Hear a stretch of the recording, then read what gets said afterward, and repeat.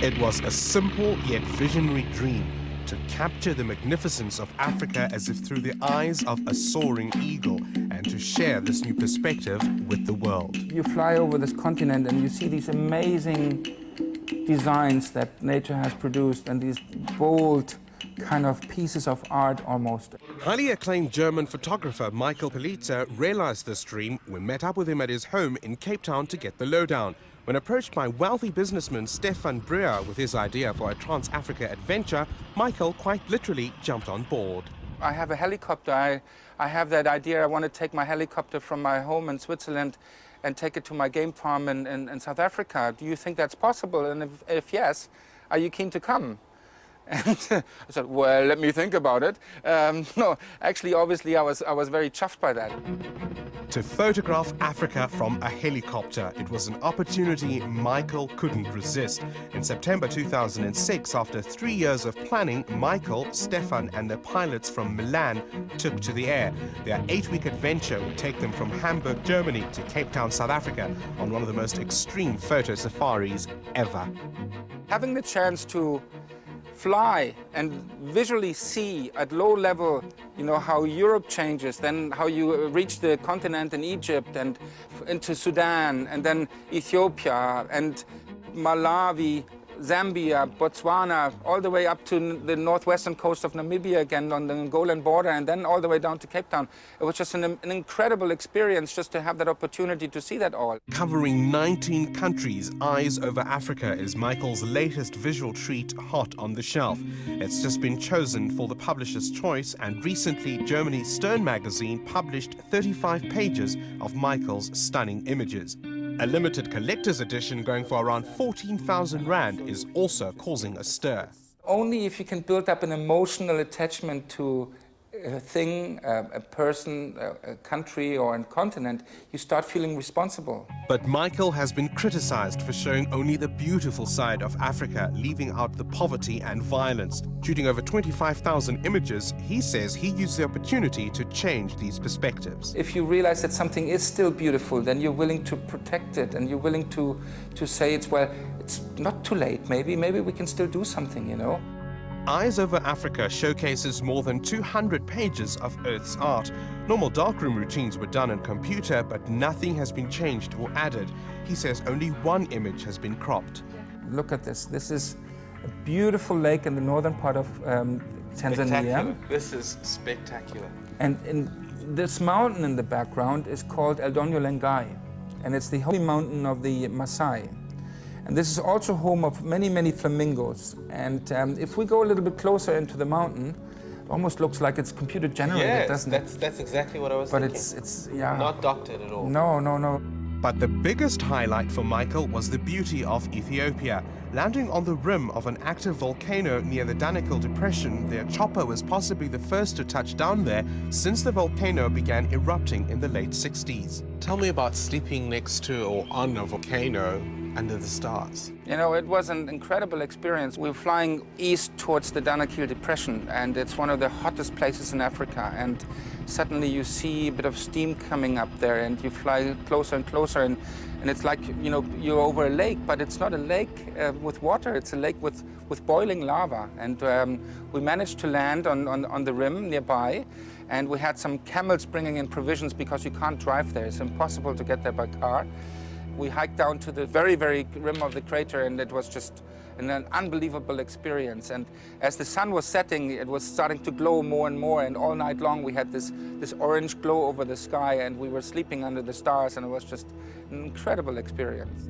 Earlier in Cairo, they teamed up with Namibia's Ferreira, who would pilot the support aircraft, a Cessna Caravan customized with a 600-liter backup tank and about 160 kilos of camera and safety gear. We had a harness on and we were linked into the harness, so we were kind of really, really tied to the helicopter, which was good because now, you know, you had a feel you could lean out of the helicopter, take some pictures, change the angle a little bit, work a little bit with that. You're clearly not afraid of heights. If I don't think about it too much, I'm all right. Every morning at first light, the quest was on for the perfect shot with Michael hanging out over a void. Timing was crucial as images came and went in fleeting moments. I am actually impatient with pilots and all of that stuff because go, you know, because it's obviously, you know, a matter of seconds. And pilot Roberto had to keep his wits about him as Michael bombarded him with instructions, often requesting nerve-wracking maneuvers in a chopper loaded to the hilt. Obviously, safety is the number one priority. But I will always try to get as much out of it as he will let me. You know what I mean? Michael's not shy to push the limits. His first photographic book on Africa was a runaway success, and the New York Times wrote it might change the way you think about photography. Playing with extreme close-ups and avant-garde angles, he consciously avoided predictable wildlife imagery.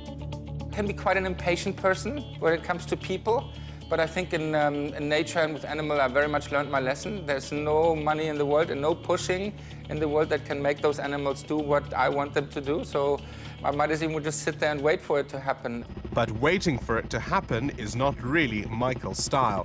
In less than a year after Africa's publication, he was documenting this rugged continent from the sky. We try to stay high enough not to disturb people. They have seen us and you see the occasional person looking up, but it wasn't like we were interfering too much. He says luck is when preparation meets opportunity. Trusting his digital camera, he usually shoots on autofocus. I concentrate on what I want to photograph and not how I must set my camera.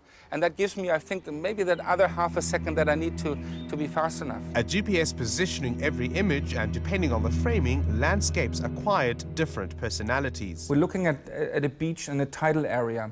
Water coming in and out, wind and waves. And look at these creations here by nature. Let's have a closer look into that and what it would look if we go a bit closer. Can you imagine these patterns? Wow. I mean, it looks like a painting. Or here, river mouth, water coming out, again wind and waves working against it, and then creating these patterns here. And on closer inspection, It looks like feathers. yeah, bird feathers. Another of his favorites is this shot of life and death. A tree incinerated by a bushfire printed itself with its own ash. It spoke to Michael's constant self-reinvention. Growing up in Germany, he became a highly successful teenage actor, but left for America after leaving school to work for IBM. Bitten by the computer bug, he returned to Germany and went on to become the biggest Apple distributor in Europe, making his first $1 million by age 26. I made money with 26 and I lost a lot of money when I was 27 because I put it in the stock market. In 1983, everything was going down the drain. But instead of giving up, he followed his heart. He sold his business and began exploring the planet, filming and photographing his experiences. He had no idea that one day this would be his profession. I'm driven by enjoyment. That's also how I got involved with my photography. I just did it because I enjoyed it. Investing in an underwater video camera, he piggybacked on filmmakers' shoots. I just started to film, and when I came back, it turned out the footage wasn't too bad, so I was actually able to do like a 23-minute film on a little documentary on the whale sharks. At 37, Michael sold another business and wanted to buy a boat to film underwater, but again he was relying on his investment in stocks to keep him afloat. But the stock wasn't doing very well, and my boat was getting shorter about a foot every day. But he managed to bring sponsors on board and continued to sail the globe for 3 years, visiting 53 countries and creating environmental awareness along the way. His book on the voyage also became an international bestseller, and in the end, the sale of his boat attracted the stars. And I believe you sold it to Gene Hackman. He was one of the people that actually followed the journey as well, amongst others, and then he took over Starship because, you know, I actually couldn't afford it any longer, to tell you the truth. On his latest adventure in the air, money was not an issue, but nervous officials on the way to Africa were. West of Corfu, they made a loop over the Aegean Sea. Greek authorities radioed to ask what was happening.